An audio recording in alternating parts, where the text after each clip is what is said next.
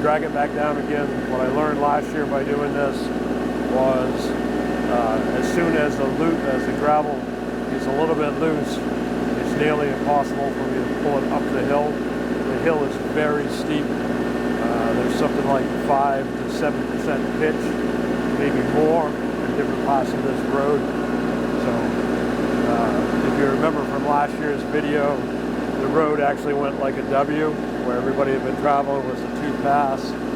We've had a lot of road erosion from all of the winter runoff and all of the rain and everything that we've had. So it's time to get this straightened back up again.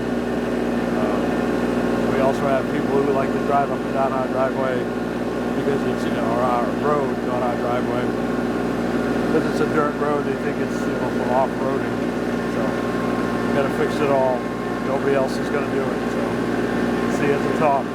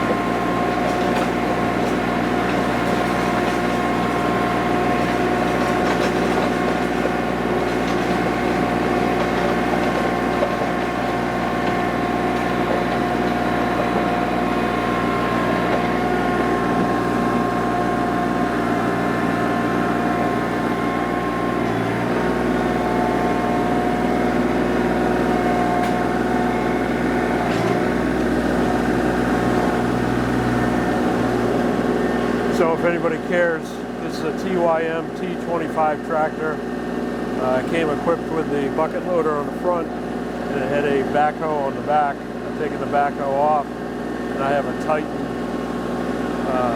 what they would call a double edge grader, I believe is what they call it. So there's two lines going across the, or two pieces of metal going across the back at an angle to help us smooth the road. Probably if I knew enough about it, I'd probably be able to put the crown back in the center of it, all with due time. It's one of those things that we're just going to learn as we go along. But that's what we're using today, and hopefully it works.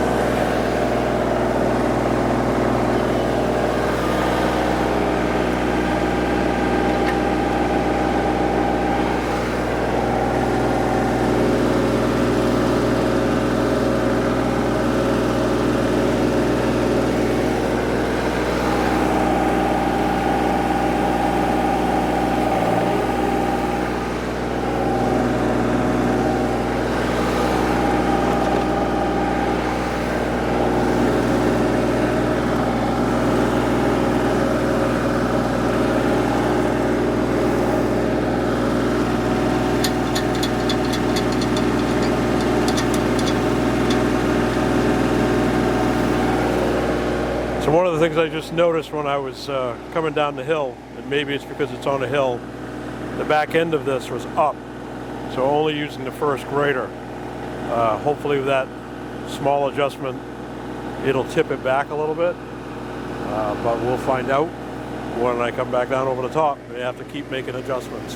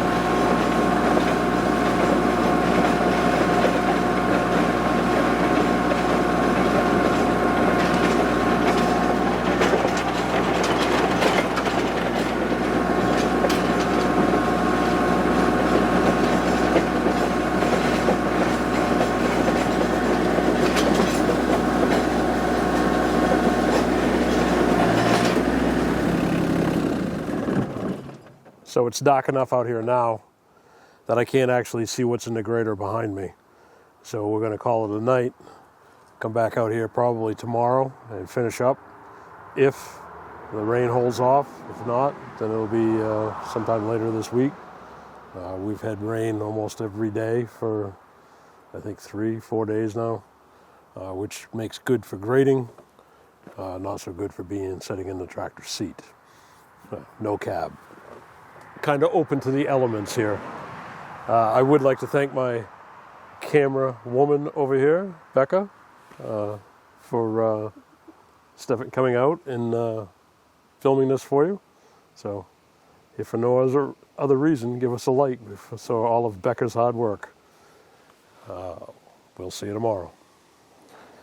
I never did get to finish up the grading of the road. So right now I've got the tractor parked in my driveway with the grader still on the back. And I want to show you some adjustments that I've made.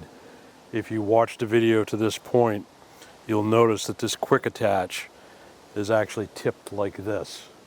And I did it for a reason, but I want to play around with it some more.